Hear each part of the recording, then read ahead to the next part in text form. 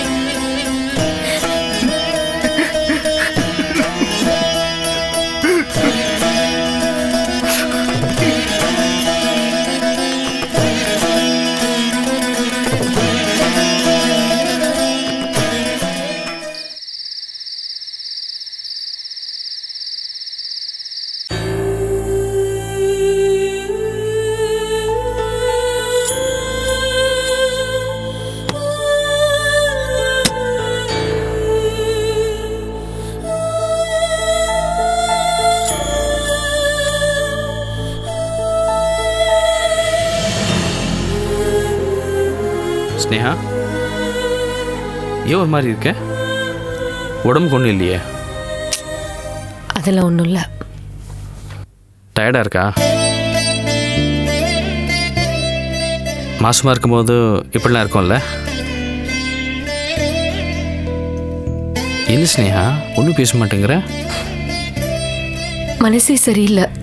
ஏன்? பெருமாள் என்னை கூப்பிட்டு பேசினப்போ பெருசா சவால் விட்டுட்டு வந்தேன். கடைசியில அவன் சொன்னதை செஞ்சுட்டான்ல. அப்பாக்கு ஆபரேஷன் நடக்க விடாம பண்ணிட்டான் பாத்தியா? மாணிக்கம் பொண்ணு அநியாயமே இறந்துருக்கா. பெருமாள் இதுக்கு பதில் சொல்லி தான் தீரணும். நீ மாமா பற்றி கவலைப்படாத, நான் இருக்கேன். எப்படியாவது ஒரு டோனர் கண்டுபிடிச்சி அவருக்கு டிரான்ஸ்பிளான்ட்டுக்கு நான் ஏற்பாடு பண்ணுறேன். பெருமாள் சும்மா இருக்க மாட்டான். ஏதாவது டிஸ்டர்ப் பண்ணிட்டே தான் இருப்பான். இல்லை, இனிமேல் அவன் நம்ம வழிக்கு வரமாட்டான். நீ கவலைப்படாம இரு. ஆனா பெருமாள் எதுக்கும் துணிஞ்சவன். அவனை எதிர்த்து நம்மளால எதுவுமே பண்ண முடியாது. அதுக்காக அவன் என்ன வேணா செய்வான், பொறுத்துட்டு போக சொல்றியா? இது பாரு, இது மாமாவோட உயிர் பிரச்சனை. அவன் பண்றதுல வேடிக்கை பார்த்துட்டு சும்மா இருக்க முடியாது. அப்பாக்கு கிட்னி கொடுக்கறதுக்கு யாரு வந்தாலும் பெருமாள் விட மாட்டான். அவனை மீறி அப்பாவை நம்ம காப்பாற்ற முடியுமா? ஏன் முடியாது?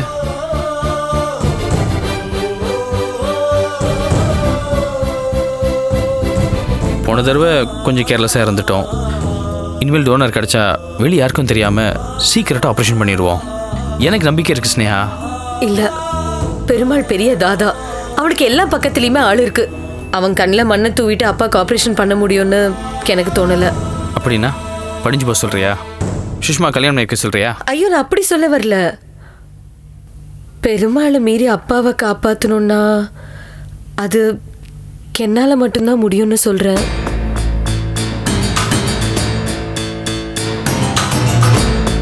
நான் கிட்னி கொடுக்குறேன்னா அது பெருமாளும் தடுக்க முடியாதுல்ல. என்ன வளர்ற? நீ எப்படி கொடுக்க முடியும்? கிட்னி தான் அப்பாவுக்கு மேட்ச் ஆயிடுச்சு. அப்புறம் என்ன? என்ன பேசிட்டு இருக்க நீ? இப்போ நீ மாசமா இருக்க, உனக்கு ஆப்ரேஷன்லாம் பண்ண முடியாது. இங்க பாரு, நான் சொல்றத உணர்ச்சி வசப்படாம பொறுமையா கேளு. நம்மளால எப்ப வேணாலும் குழந்தைய பெத்துக்க முடியும். ஆனா அப்பாக்கு ஏதாவது ஆயிடுச்சுன்னா என்ன பண்றது? என்ன சொல்ல வர? எதுவாக இருந்தாலும் புரியுற மாதிரி சொல்லு. அப்பாக்கு கிட்னி கொடுக்கறதுக்காக இந்த குழந்தைய கலைச்சிட்டா அரஞ்சனா,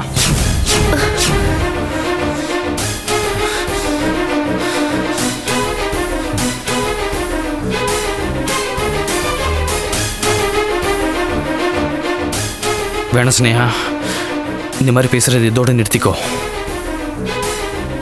இந்த மாதிரி எண்ணமே உன் மனசுல வரக்கூடாது. அவசரப்படாத, நல்லா யோசிச்சு பாரு. அப்பாவோட உயிர் முக்கியம் இல்லையா? இங்க பாரு, எனக்கு என் குழந்தைய முக்கியம், என் மாமாவும் முக்கியம்.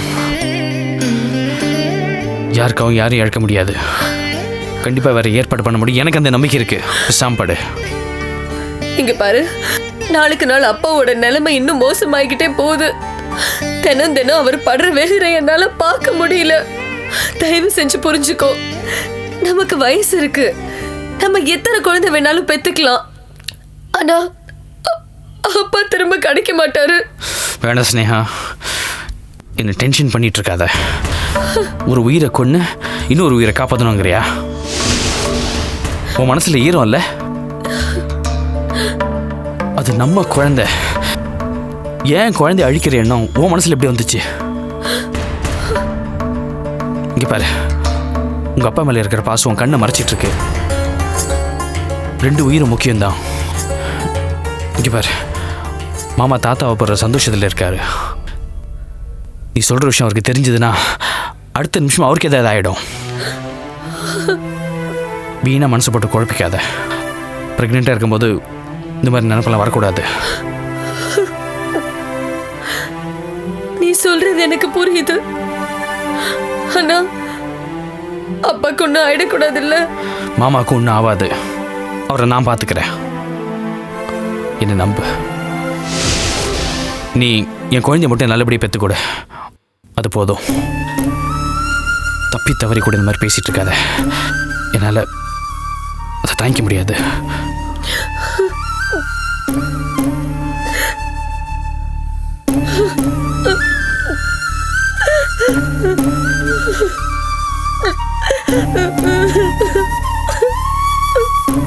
ஸ்னேகா, மாமா என்ன சொந்த மகனை நினச்சிட்டு இருக்காரு. பெருமாள் என்ன கடவுளே தடுத்தாலும் மாமாவை நான் காப்பாத்துறேன்.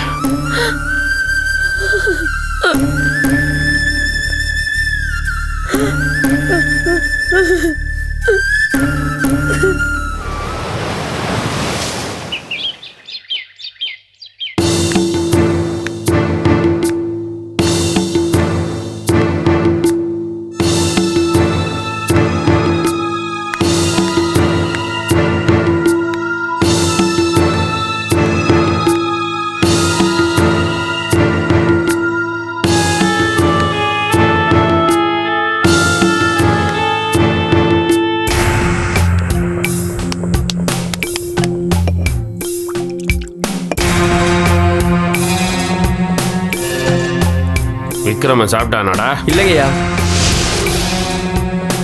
அவன் பசி தாங்க மாட்டான்டா. கூப்பிடு அவனை. வேணான்னு சொல்லிட்டாருங்க. ஏன் தெரியலங்கய்யா. வெளியில் சாப்பிட்டானோ? காலையிலேருந்தே மாடியில் தான் இருக்காரு.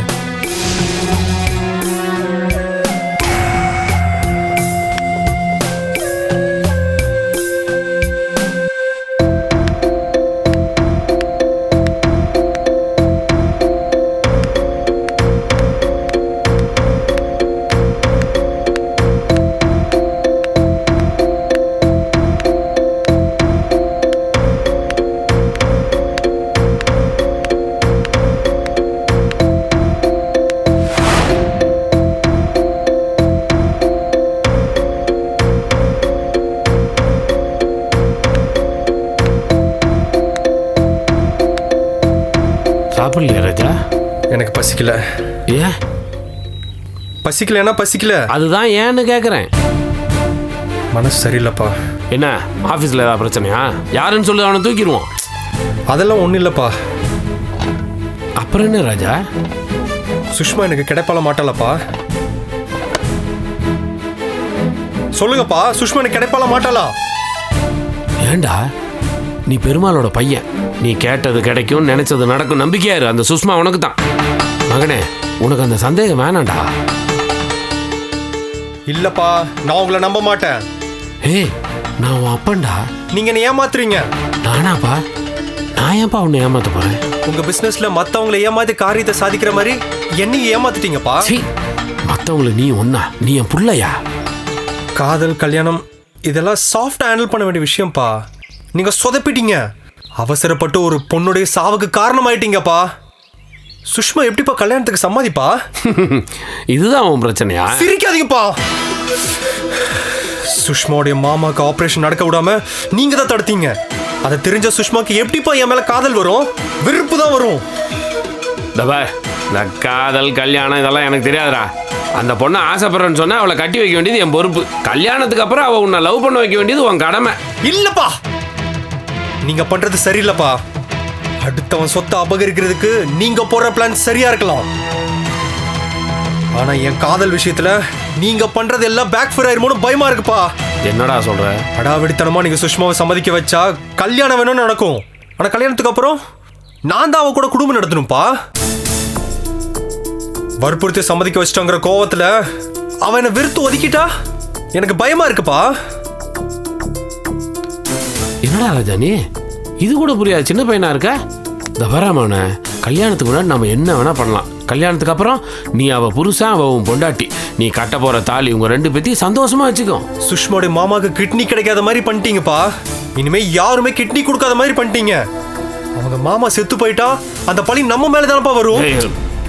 போலீஸும் சட்டமும் நம்மள எதுவும் பண்ணாதுங்கிறது தெரியும்பா. ஆனாலும் சுஷ்மா மனசுல வச்சு கல்யாணத்துக்கு அப்புறம் என்ன பழி வாங்க மாட்டான்னு என்ன நிச்சயம்ப்பா? இல்ல ராஜா, நீ தப்பா பேசுற, ரொம்ப தப்பா பேசுற.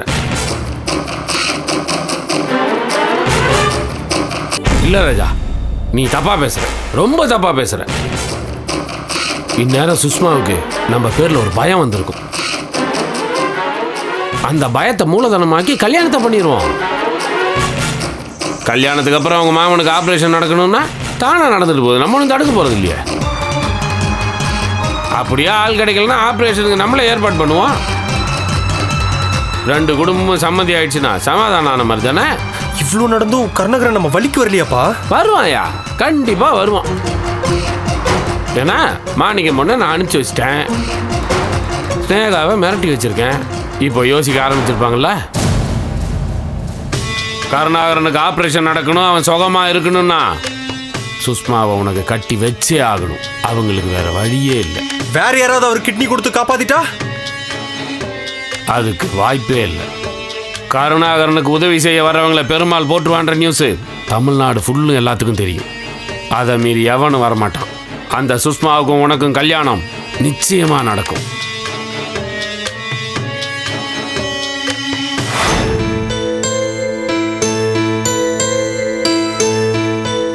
துவாரகேஷ், டிஃபன் ரெடி ஆயிடுச்சுப்பா, வந்து சாப்பிடு.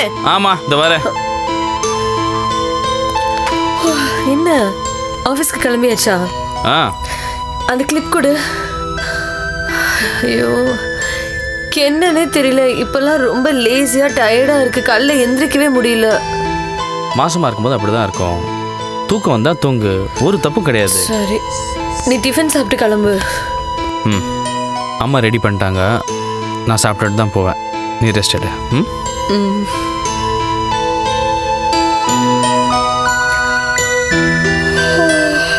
துவாரகேஷ், டேய், டிஃபன் ரெடி ஆயிடுச்சுடா, சாப்பிடவா? வந்துட்டம்மா, எனக்கும் லேட் ஆயிட்டு தானே இருக்குது. ஐயோ, ஸ்னேகா, ஸ்னேகா, ஸ்னேகா, ஸ்னேகா, என்னாச்சு? ஸ்னேகா, ஏய் ஸ்னேகா, ஸ்னேகா, என்னாச்சு? ஐயோ அப்பா, ஸ்னேகா, என்னாச்சு? என்னாச்சு? ஸ்னேகா, மயக்கமா இருக்கா? என்னாச்சு? ஒன்றும் இல்லை, லேசா தலை சுத்துற மாதிரி இருந்தது. அதுக்குள்ள இவங்க கத்தி எல்லாரையும் கூப்பிட்டுட்டாங்க. சரி வா, ஹால்ல வந்து காத்தோட்டமா உட்காருமா. வா, நீ வா, ஆமா, உட்காரு, இப்படி வா. வா வா. பார்த்து எனக்கு ஒன்றும் இல்லை. என்னம்மா ஒண்ணும் இல்லைங்கிற, இந்த மாதிரி சமயத்துல எவ்வளவு ஜாக்கிரதையா இருக்கும். நீ முதல்ல வந்து உட்காரு. நீ வா. ஸ்லோவா நட. வா வா. பார்த்து. பார்த்து உட்காரு. நீ கொஞ்சம் தண்ணி குடிக்கிறியா? நான் போய் எடுத்து வந்துடுறேன். இல்ல இல்ல அதெல்லாம் அப்ப வேற வேண்டாம், ஏதாவது சாப்பிடுறியா? உட்காருங்க.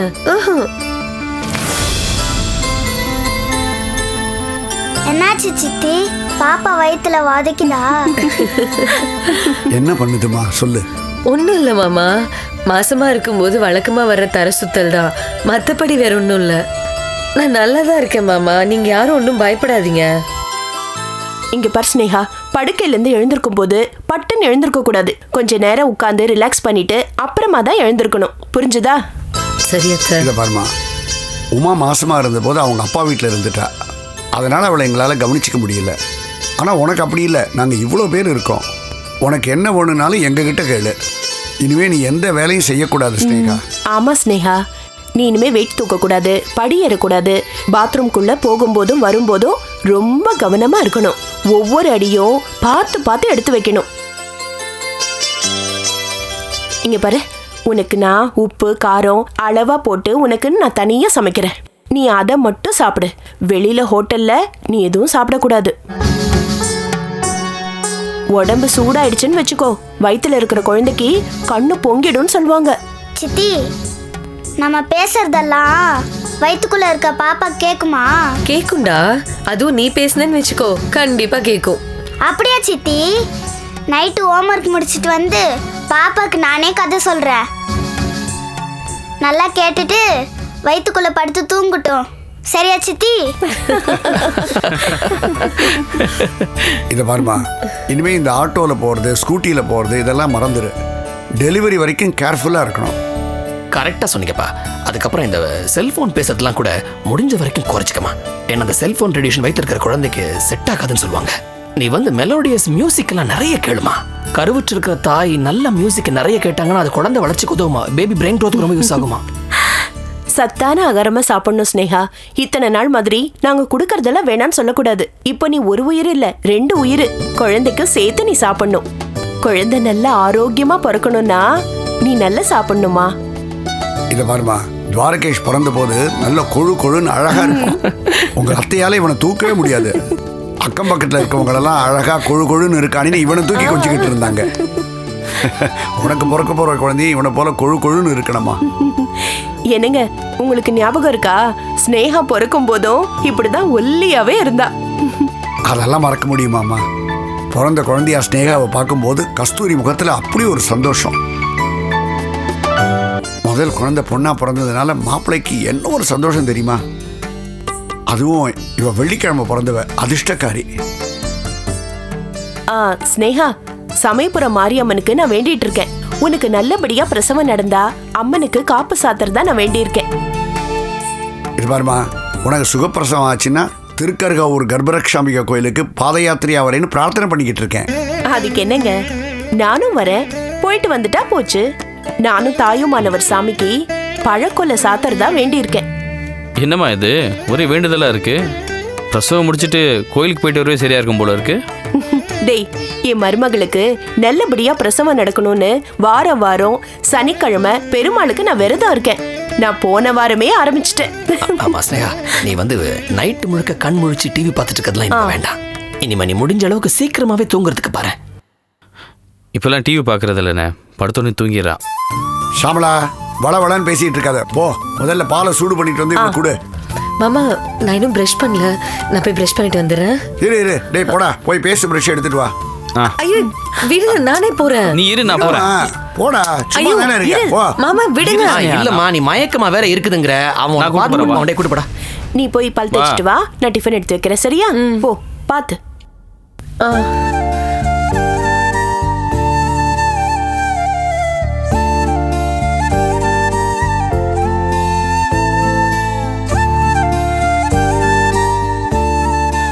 பாத்தியா, உன்னை குழந்தை மாதிரி தாங்குறாங்க. கருவை கலெக்ட் பண்ணி என்கிட்ட கேட்ட மாதிரி இவங்க கிட்ட கேட்டிருந்தேன்னா என்ன ஆயிருக்கும்? உயிரே விட்டுருப்பாங்க. சரி, ப்ரஷ் பண்ணிட்டு வா, டிஃபன் சாப்பிடலாம்.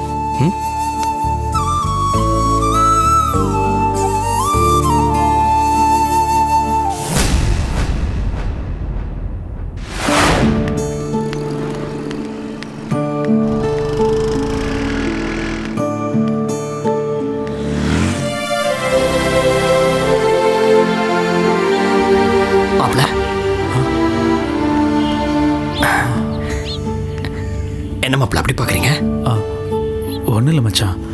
இப்போ தான் வந்தீங்களா? நான் அப்பவே வந்துட்டேன். நீங்கள் எப்படி இருக்கீங்க? ஆ இருக்கேன். நீங்கள் எப்படி இருக்கீங்க? வீட்டில் எல்லோரும் நல்லா இருக்காங்களா? நான் நல்லா இருக்கேன். வீட்டில் எல்லாம் நல்லா இருக்காங்க. என்ன மச்சான் இங்கே நிற்கிறீங்க? வாங்க வீட்டுக்கு போகலாம். பிரியா வந்துருப்பா. இல்லை இருக்கட்டும், நான் உங்ககிட்ட கொஞ்சம் தனியாக பேசணும். அதனால தான் 1/2 மணி நேரத்துக்கு முன்னாடியே வந்து காத்துட்ருக்கிறேன். சொல்லுங்க மச்சான், என்ன விஷயம்? ஒன்றும் இல்லை மாப்பிள்ள, அன்னைக்கு அம்மாவும் நானும் வீட்டுக்கு வந்தபோது குடிச்சிட்டு வந்து கண்டபடி பேசிட்டேன். தப்பு தான், அந்த மாதிரிலாம் நடந்துடக்கூடாது. அன்னைக்கு நீங்கள் பேசுனதை கேட்ட பிறகுதான் உங்களுக்குள்ள இருந்த வேதனையும் வலியும் என்னால் புரிஞ்சுக்க முடிச்சது. மாப்பிள்ள, உங்களுக்கும் பிரியாக்கும் நடுவில் சின்ன சின்ன பிரச்சனைகள் இருக்கு. இந்த மாதிரி சின்ன சின்ன பிரச்சனைகள் எல்லா தம்பதிகளுக்குள்ளேயும் இருக்கிறது சகஜம்தான். அவ்வளோ நானும் என் ஒய்ஃப் உமாவும் போடாத சண்டையே கிடையாது. உங்களுக்கு தெரியுமா இல்லையாங்கிறது எனக்கு தெரியல. நாங்கள் 2 பேரும் ஒரு எக்ஸ்ட்ரீமுக்கு போய் டைவர்ஸே வாங்கிட்டோம். கொஞ்ச காலம் பிரிஞ்சு வாழ்ந்துட்டு அதுக்கப்புறமா எங்கள் தப்பை ரியலைஸ் பண்ணி தான் இன்னைக்கு மறுபடியும் ஒன்றா சேர்ந்து வாழ்ந்துட்டுருக்கோம். பிரியா வேலைக்கு போனதுக்கப்புறம் ரொம்பவே மாறிட்டா மச்சான். தேவையில்லாமல் செலவு பண்ணுறா, சொன்னாலும் புரிஞ்சிக்க மாட்டேங்கிறா. ஏதாவது சொன்னால் என்னை வில்ல மாதிரி பார்க்குறா. மாப்பிள்ள, ஒரு விஷயம் நீங்கள் புரிஞ்சுக்கணும். அந்த காலத்தில் பெரும்பாலான பெண்கள் ஹவுஸ் ஒய்ஃபாக மட்டும்தான் இருந்தாங்க. வீட்டில் இருக்கிற ஆம்பளைங்க மட்டும்தான் சம்பாதிப்பாங்க. ஆம்பளைங்க சம்பாதிச்சு கொண்டு வர்ற காசை கடுகு டப்பா, ஜீரக டப்பா, உளுந்து டப்பான்னு போட்டு பொம்பளைங்க சேர்த்து வைப்பாங்க. ஆனால் இன்னைக்கு அப்படி இல்லை. பெண்களுக்கு பொருளாதார சுதந்திரம் இன்னைக்கு கிடைச்சிருச்சு. பெண்கள் நல்லா படிக்கிறாங்க, வேலைக்கு போய் கஷ்டப்பட்டு சம்பாதிக்கிறாங்க. அப்படி அவங்களும் கஷ்டப்பட்டு காசு சம்பாதிக்கும் போது அவங்க ஆசைப்படுற மாதிரி சில பொருட்களை வாங்கணும்னு நினைக்கிறது ஒன்றும் தப்பு இல்லையா மாப்பிள்ள? அது காலத்துடைய கட்டாயமும் கூட. மாப்பிள்ள, இதுக்கெல்லாம் நீங்கள் டென்ஷன் ஆனீங்கன்னா காலத்தும் டென்ஷன் ஆகிட்டே தான் இருக்கணும். கடனுக்கே எல்லா பொருளையும் வாங்கி அடிக்கிட்டு இருக்கா மச்சான். இப்போ பார்க்குற வேலை என்ன கவர்மெண்ட் வேலையா? நிரந்தரம் இல்லாத ப்ரைவேட் கம்பெனி வேலை. ஏதோ கவர்மெண்ட் வேலைன்னா கூட ரிட்டையர்ட் ஆனால் பென்ஷன் கிடைக்கும். இந்த வேலை அப்படியா?